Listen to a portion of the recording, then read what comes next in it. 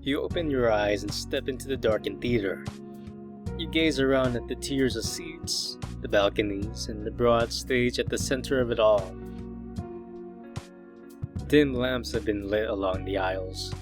You can see the orchestra members shifting in the pit. You walk forward, counting the silver-plated row numbers until you reach the front. You slide between the edge of the stage and the front seats, then take the middle one. Other people filter in behind you, and the room is filled with a low murmuring as everyone takes their seats.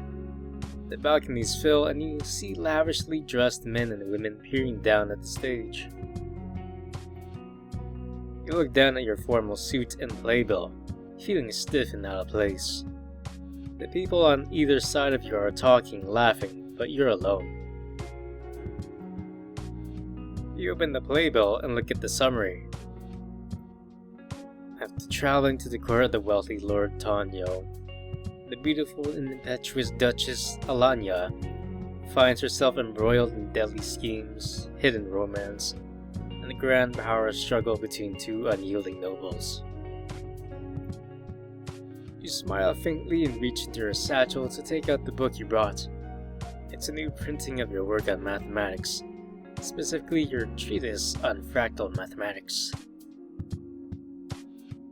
You open the cover and turn to page 144, where you left something small and light. A paper lotus. You'd found it between the pages of another book, back when you were just beginning your career as a scholar. It was a thin black book called the Nokizi. According to the library, they had no record of ever acquiring that book, and no one had ever heard of its author. Most of its references seemed to be made up, and the diagrams at the back didn't match any known type of magic. You, however, knew exactly what it was and who wrote it. Well, you couldn't understand how or why no eyes had left it for you. You folded dozens of lotuses over the years, but none of them matched the one in the Nikizi. For years you held onto it. The lights in the theater grow even darker, and you hear the orchestra begin to tune up. You slip the lotus back into your book, shut it, and look up at the curtains. The music swells, and you hear the opening suite unfold as the curtains part. A dozen people are frozen on stage, with an elaborate background of a royal court behind them. One by one, they begin singing and dancing, their voices layered on top of one another, until they form a tapestry of melodies that's difficult to make sense of. Then they all fall silent as a herald enters from stage left. He announces the arrival of Alanya and bows deeply. Lise walks on stage, and you feel a wave of dizziness hit you as her eyes sweep across the audience.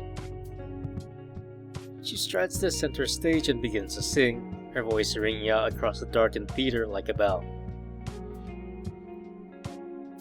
She strides toward the front row and gazes warmly across the crowd, her eyes meeting yours for just a second.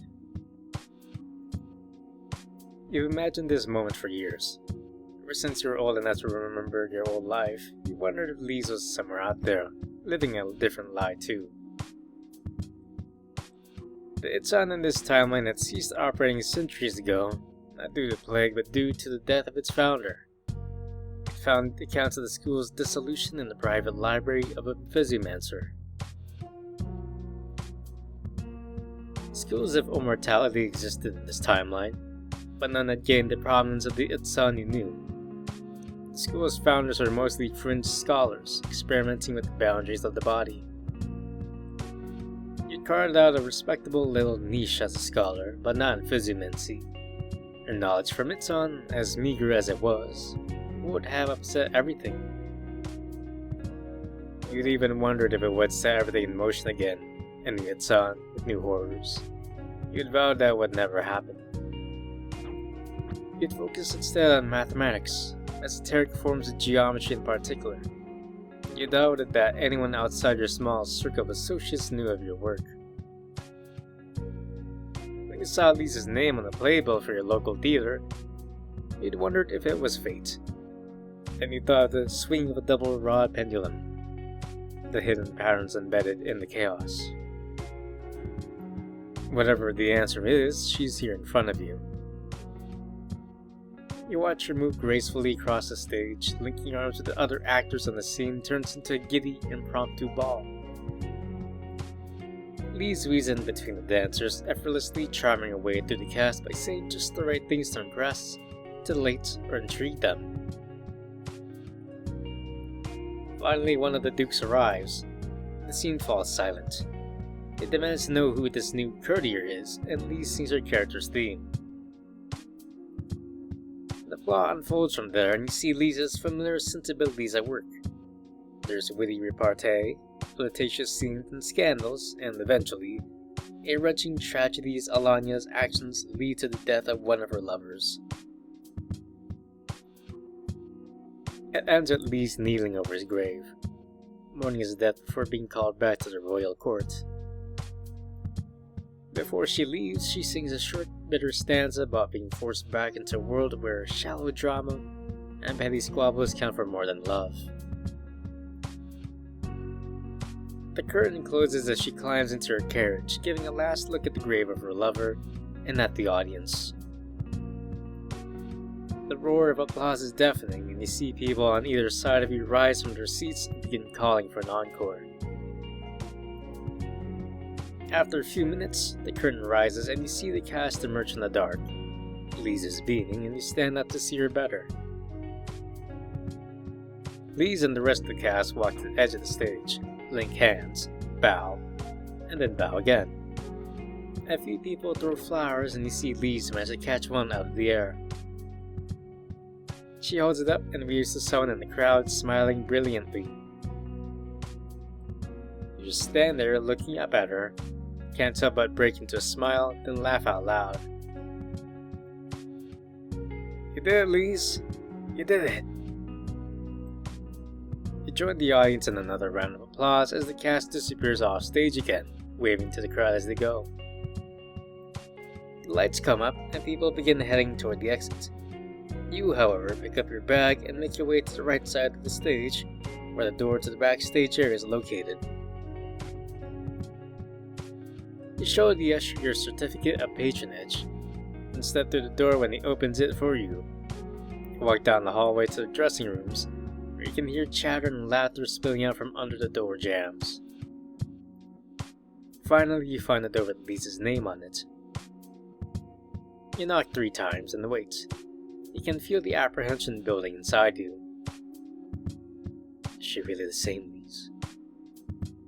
You thought straight to the lotus pressed between the pages of your book. You think about all the lotuses you've folded since your childhood. All of them have the same flaw, the same pattern, summed up in a sense of dread and guilt that lies beneath all thought and action.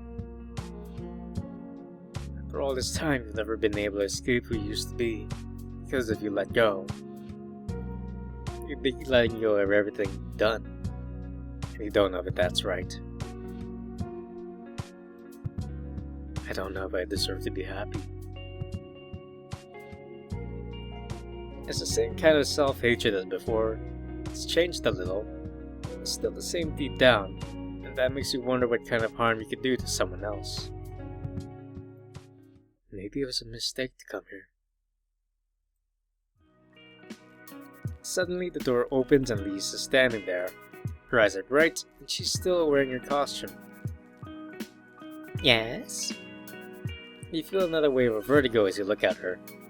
For a moment the hallway starts to spin, and you brace one hand against the doorframe. You lurch forward and catch yourself just before crashing into Lise. Oh god, are you okay? Stand up straight and look her in the eye.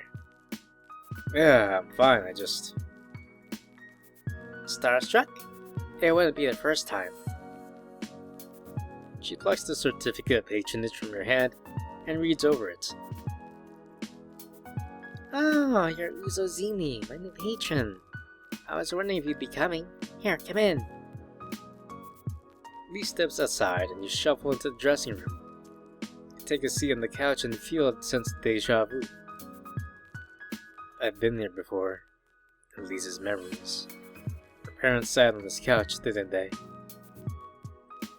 Lise takes a seat on the stool in front of her vanity and crosses her legs, setting her elbow on her knee and resting her chin on her palm. So, what'd you think of the show? Was it worth every coin? Yes, absolutely. You were sublime. Thank you. I sang my heart out tonight because it's the debut. I'm glad you liked it. What was your favorite part? The confrontation with the Red Duke was pretty exciting.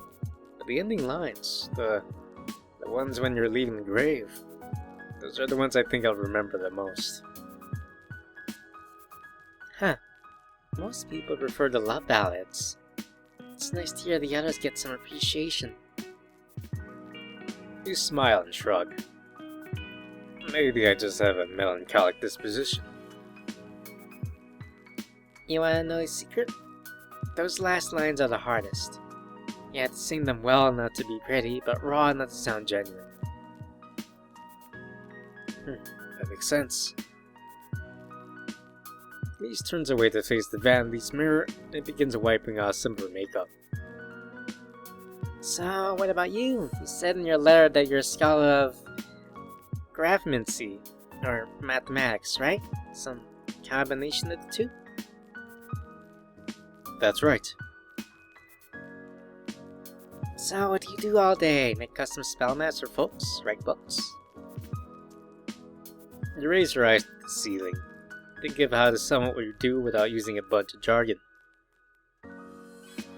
I spend all my time alone in the room, trying to find the music and everything. Lise turns around on her seat, her eyebrows raised and a wry smile on her lips. That's surprisingly poetic. But what does that mean? Mathematics is everywhere. So is music. Turns out that may not be a coincidence. Both are governed by patterns, and if you know how, you can see the resemblances. So are you the one of those people who believe that they can reduce everything to numbers? Love? Loss? The human soul? You smile. No. There's something else in there. It's hard to say. Do you know the song that goes, "Once I dreamt I was a ship upon the sea"? Immediately, Li's face lights up with recognition. With the waves upon my breast and the stars in my eyes. You smile and sing along with Lise. That thou would sail forever and forever be. At home between the sea and sky. You sing the verse and chorus together, your voices struggling to harmonize correctly until you realize that you should be singing the lower notes. Suddenly your voices layer together perfectly. You feel the rhythm of the song push you through the next verse and the next.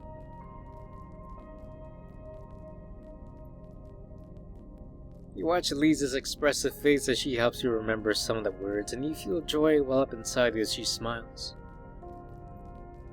Still, your mind strays back to the Faded Lotus and the Nikizi.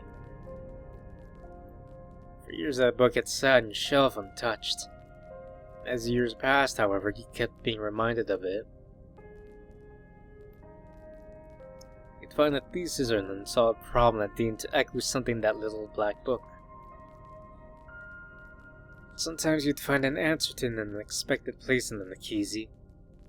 Passing mention of a type of formula or a reference to an obscure scholar who'd solve the problem in antiquity.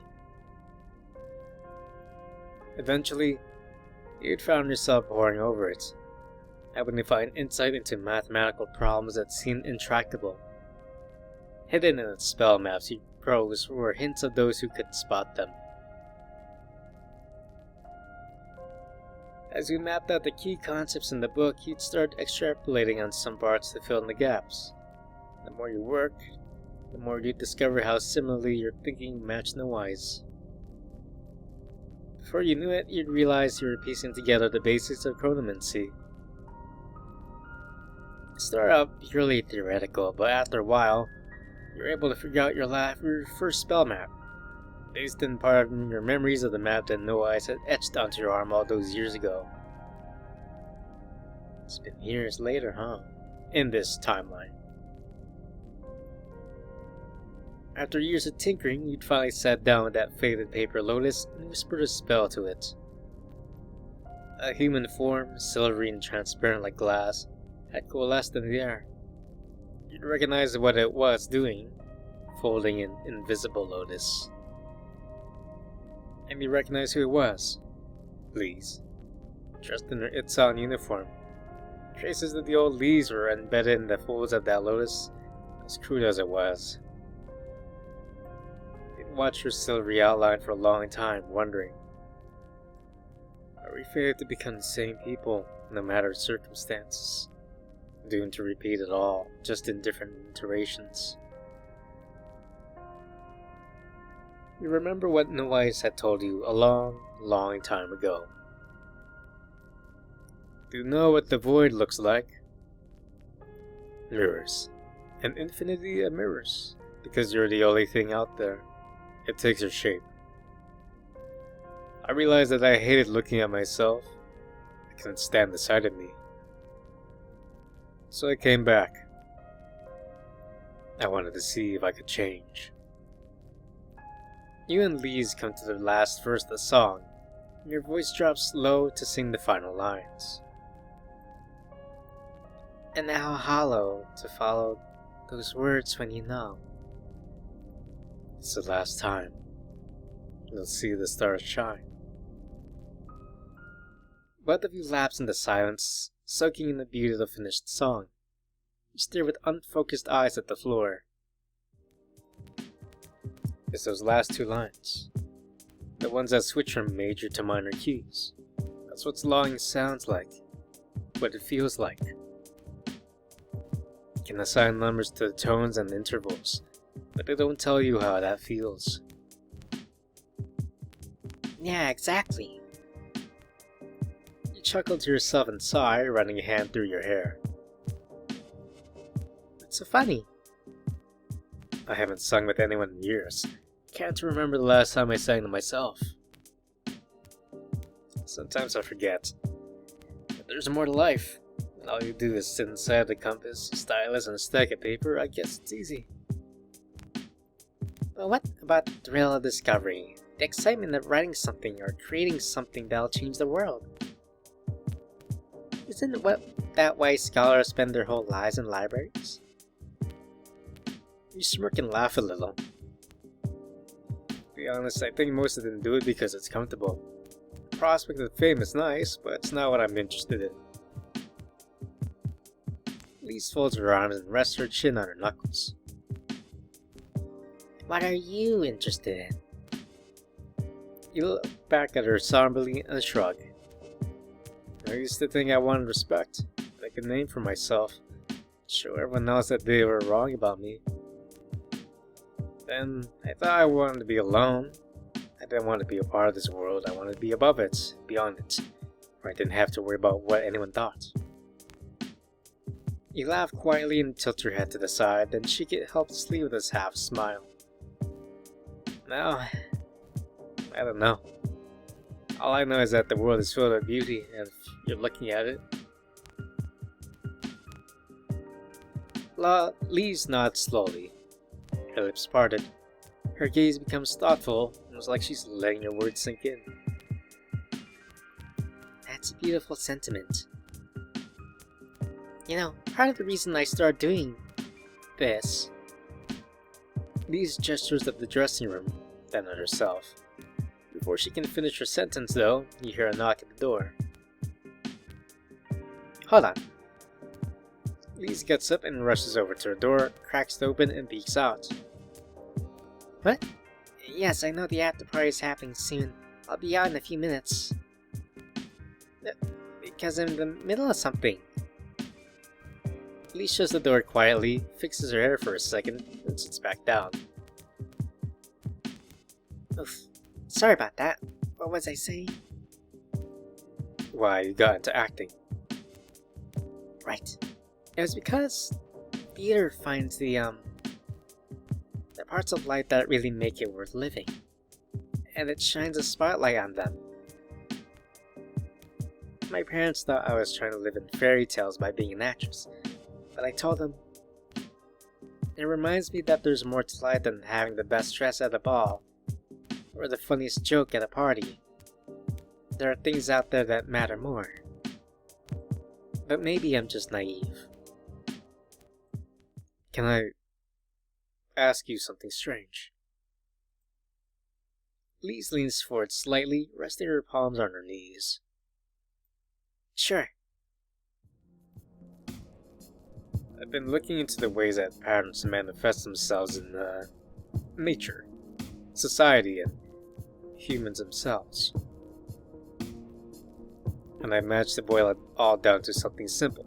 At least I hope that is. You reach into her bag and pull out a small stack of square black paper. You wrap the twine around it and pass Lisa one of the squares. Do you know how to fold a paper lotus? A lotus? I think so. Why? Fold one for me. We'll go from there. Lise gives you an odd look, but does as you ask. You watch her fold the paper in half diagonally so that the corners match up. As you watch her fold the rest of the lotus, you feel melancholy seeping into her bones. You remember the afternoon light shining through the windows of the classroom back in the glinting in her red hair. Looking at her now, you notice all the little things that have changed, like her makeup and the word she chooses. But she still moves the same way. Here you go. Lise hands you the folded lotus, and you take it with the tips of your fingertips. Carefully unfold it and gaze at the patterns. You reach into her satchel and take out the book you brought. You open it and lift out the weathered old lotus, then unfold it one petal at a time. You gaze down at the folds, then at the other, freshly folded lotus. The moment of truth. You take a deep breath and let your eyes pour over the lotuses. Many of the same folds and flaws are still there, but some are different. In fact, some of the crucial flaws from the old list are missing entirely. She's still flawed. She's not doomed to repeat the same mistakes. Unless... When you're done gazing at the lotus, you look up at Lise. She's looking back at you quizzically, like she's waiting for you to explain.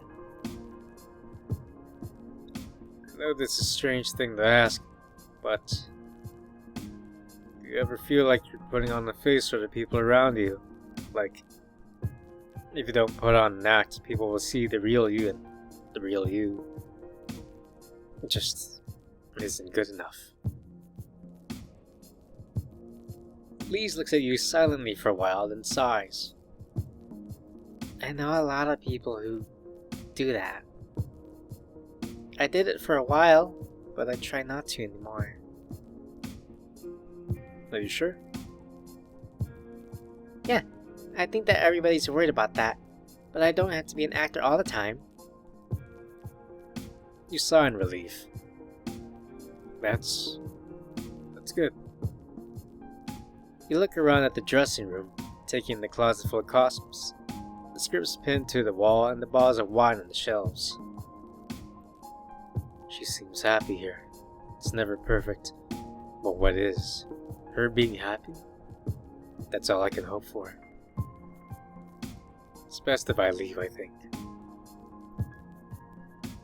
The last thought comes of its own accord, and you feel a profound sense of peace fill you as you close your eyes. You feel a sad little laugh rock your chest. Some part of you had been wondering if you would be able to let Lise go, or if the old hunger would return from somewhere deep inside you, and you'd convince yourself to stay. You could tell yourself that you knew her better than anyone, that only you could make her happy. That would be different this time. But beneath it all would be the same hunger, been scared of yourself for so long, dreading the parts of you that you remembered, afraid you were still lying to yourself in some subtle way. Now you don't feel that same hunger. You don't feel anything except relief. Hot tears begin to pool at the edges of your eyes. I don't have to be the old. Suddenly you feel a hand on your shoulder. You open your bleary eyes and make out Lee's leaning forward to touch you. I'm sorry, I had a moment of... I don't know. You stand up and begin unrolling your sleeves.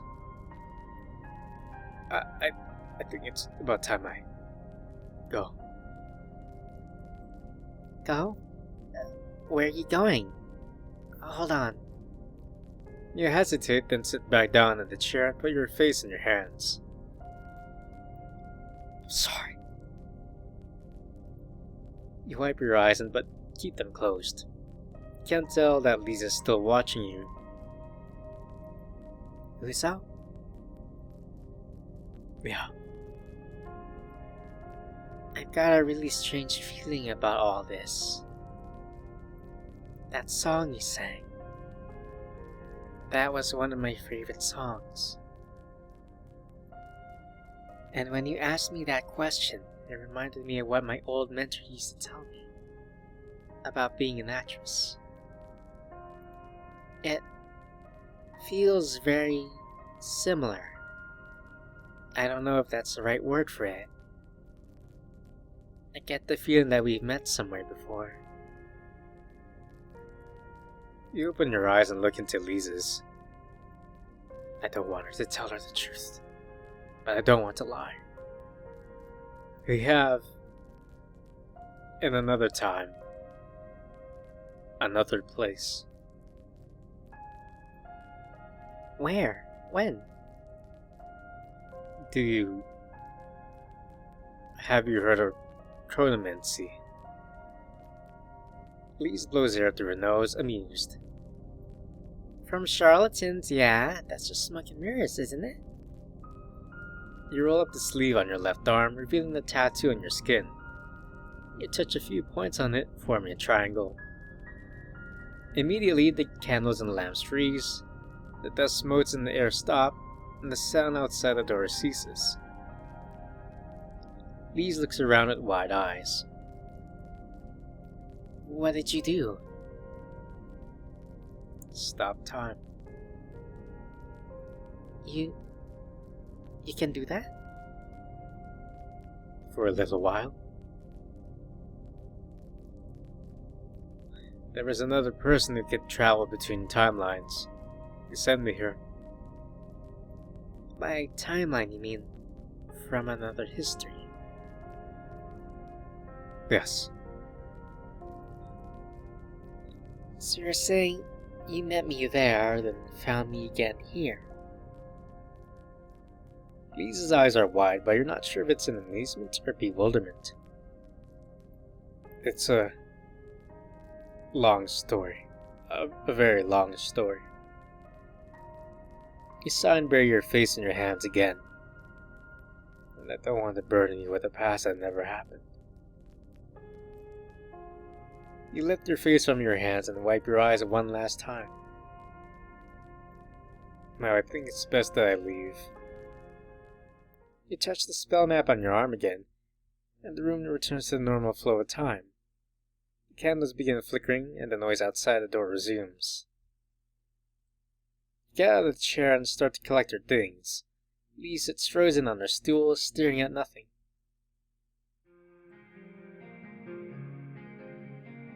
Oh, the music. This music kicked in. Wait. I'm guessing that whatever happened between us didn't end well. No, it didn't.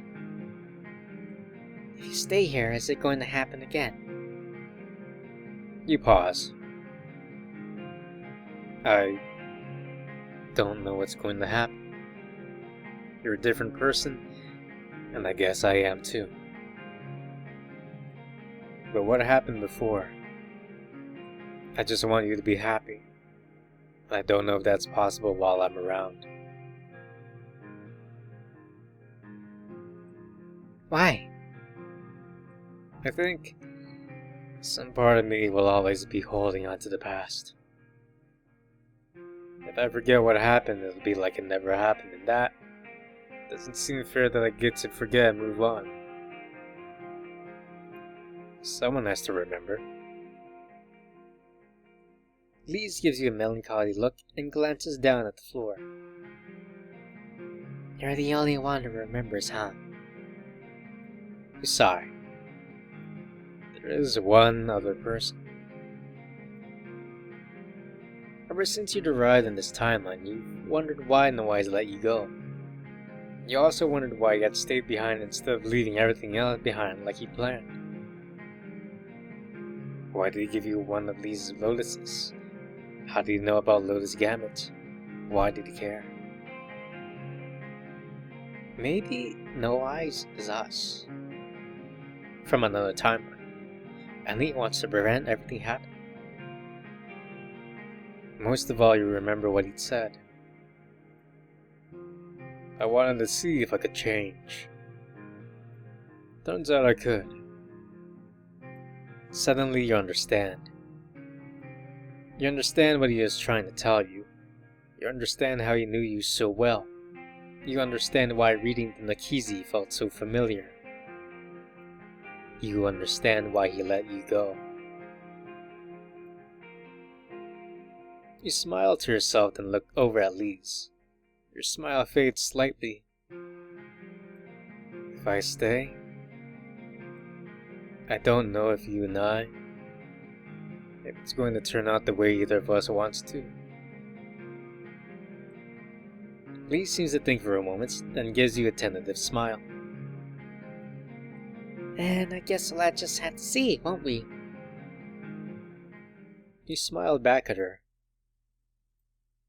All right.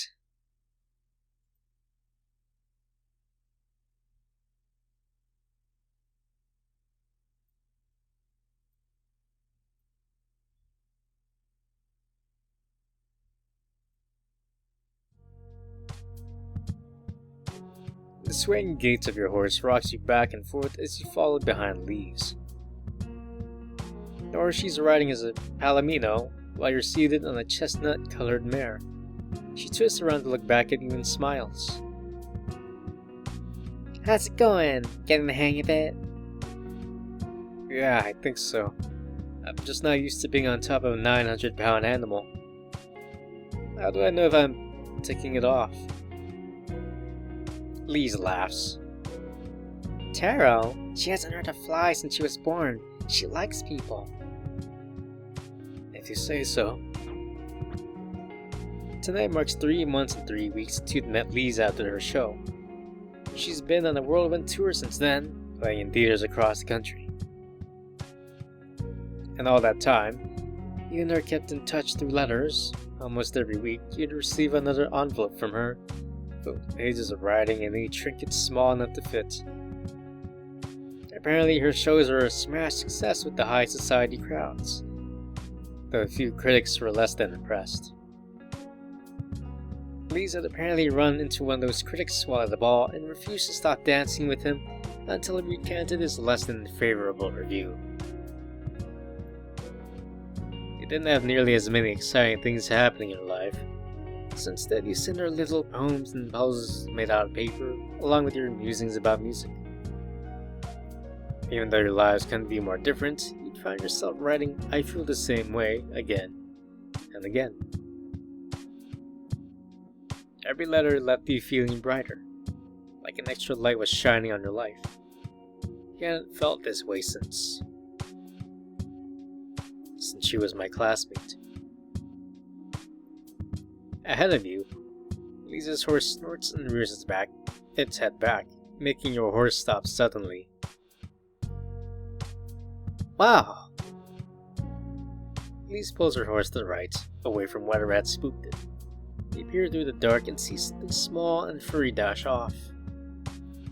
Lisa leans down to pat her horse's neck and rub her shoulder.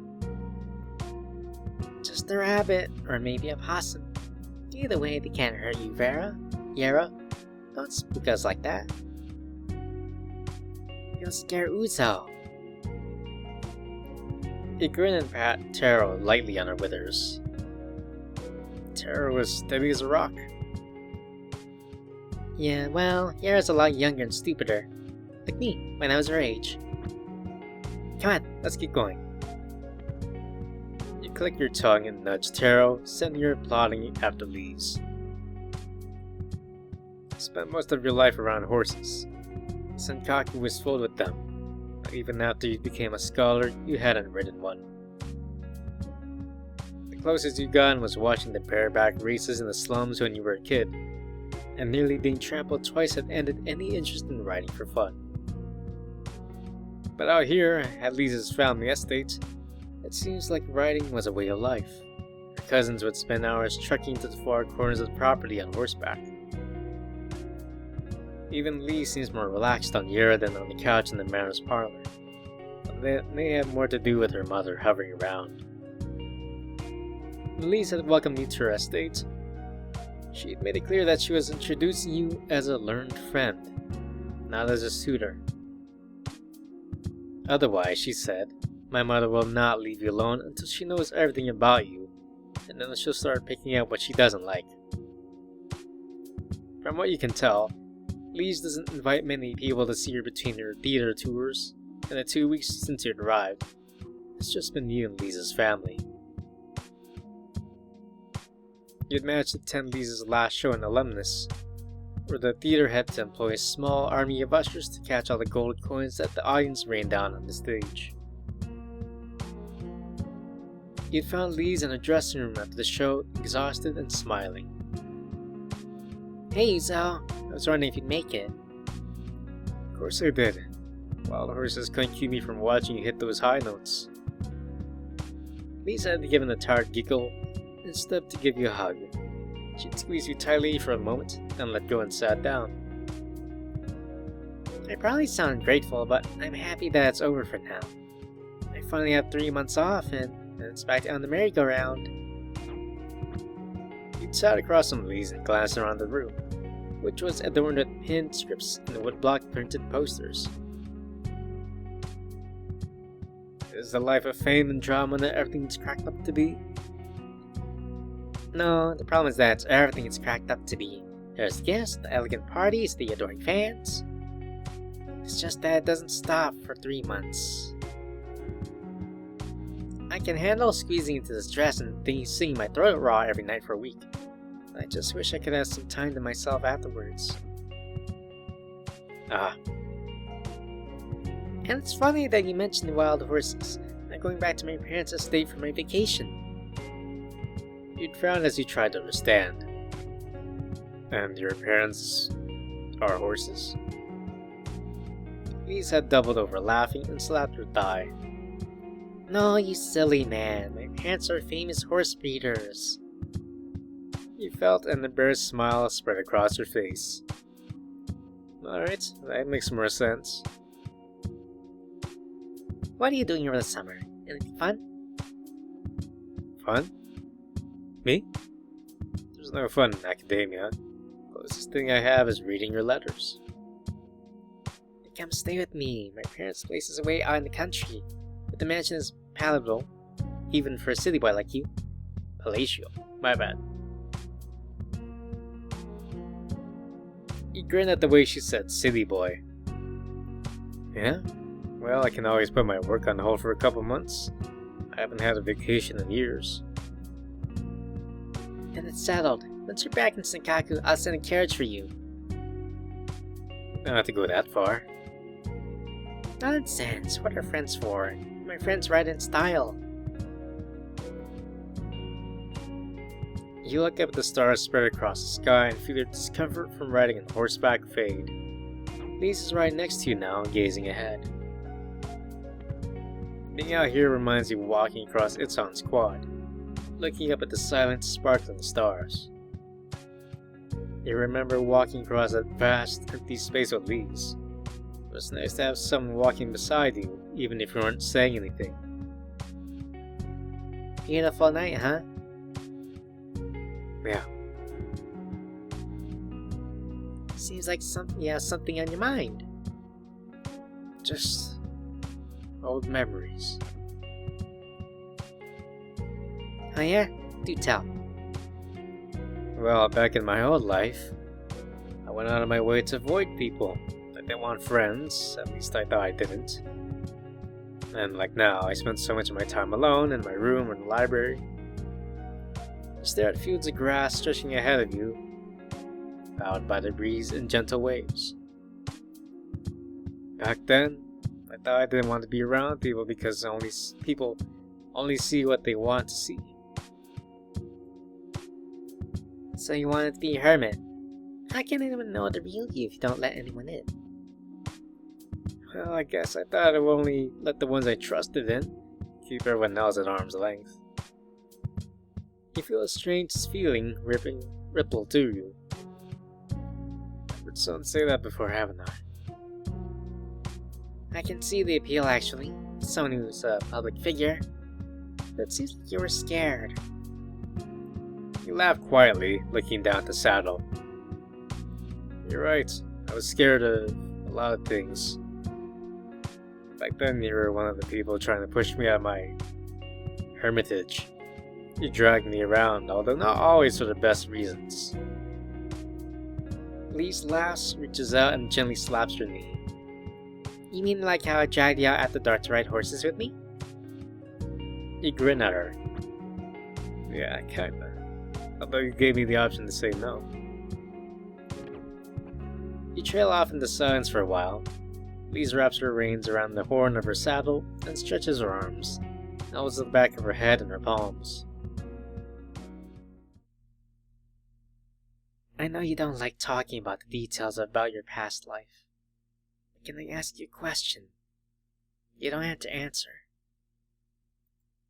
Alright. What was the old me like? You sigh and blow a stream of hair from your lips. Well, she was thoughtful, intelligent, and kind. But she acted like a brat. What? A brat? She was pushy and a massive gossip. Either kept you entertained or she didn't bother you. Oh no, it sounds like I was a fickle, cruel kind of person. Scandal. You feel terror come to an abrupt stop. You glance down, but you don't see anything. You can feel terror straining beneath you. Lise? Oh damn, looks like she stepped in the stupid muddy hole. Lise climbs off of Viera and drops to the ground, then kneels next to Tara's front right leg. Alright, we gotta be a little careful here so she doesn't twist it. Shh, Tara. Lise lifts her head to look at you with a conciliatory smile. Do you mind getting your hands dirty? You look down at Lise and stare at her for a second, then climb out the horse. I'm just going to hold her leg so she doesn't move. And you just have to free your foot. Got it. Lise grips Tara's leg and you kneel down. In the moonlight you can see the edges of a collapsed gopher hole, now a muddy sinkhole. You reach into the mud with both hands and gently wrap your fingers around Tara's ankle. You feel Tara try to pull her leg away, but Lise holds her in place. Hey, it's okay. You got it, Izzo? I think so. You dig a little around the hoof, piling wet mud on the grass next to the hole. You dig a little under the hoof, where you can feel water. You dig out a little space under part of Tara's hoof, so that the mud doesn't cling to it anymore, then lift your hands out of the hole. Okay, let her go. You see Tara struggle slightly, then wrench her hoof out of the hole, and stop it on the grass a few times. Alright, you did it. You smile and rub your hands together to dislodge the mud. Do you have that canteen? Oh, sure. Lise unhooks the canteen from her belt It begins to hand it to you, but she hesitates. What? I just remember that this canteen isn't filled with water. It was meant to be a little treat, but... What? Lee's laughs and glances down at the canteen. There's vintage wine in here. I thought we could share a little drink to celebrate. Is it an expensive vintage? Yep, half a century old. Jesus. You sigh, look down at your mud encrusted hands, then their newly tailored suit. You know, I never acquired a taste for wine, but I like Taro. She's treated me alright. So that wine ends up rinsing out my hands instead of being in my guts. I think I'm okay with that. A smile spreads across Lisa's face, and she scoffs. So I'm not usually a snob about this stuff, but... You lock eyes with her and raise an eyebrow. Either it's a wine, or am I wiping my hands on your shirt? Lisa's mouth opens in surprise, and she turns away from you in mock horror. That's... Please, every second we talk, this month's getting drier. It's not a good feeling. No. You stifle a laugh and step toward her, reaching for the hem of her shirt. I'd just save Tara from hurting herself. Is that not worth one shirt? It's just, if I have muddy handprints on me, I won't hear the end of it from my mother, and I... You take another step closer and wrap your fingers around the narrow neck of the canteen. Let me deal with your mother. I can be eloquent when I want to be. Lise gazes back at you, trying to suppress a grin. You just have to tell me one thing. Alright. Before you get off Taro, it gave me a strange look. What was that? That? I remembered something you told me. The other you. What was it? It's kind of disgusting. More disgusting than trying to wipe your dirty hands on my shirt? You chuckle. You said that human hearts are almost identical to deer hearts. When people talk about giving their hearts away or speaking from the heart, I've always thought about the shape of someone's heart. Lee's face twists like she smelled something rotten as you speak. But by the time you finish, her expression is softened into something more cheerful. As you look at her, a strand of her hair catches the moonlight like a silver wire. Her face is strained against the stars and you can't look away. And that split second, you realize that if there was a moment you could hold on to forever, it'd be this moment. Here, alone in this empty field of leaves. Here and now. You lean closer, almost without thinking. Use the same, tilting your head slightly.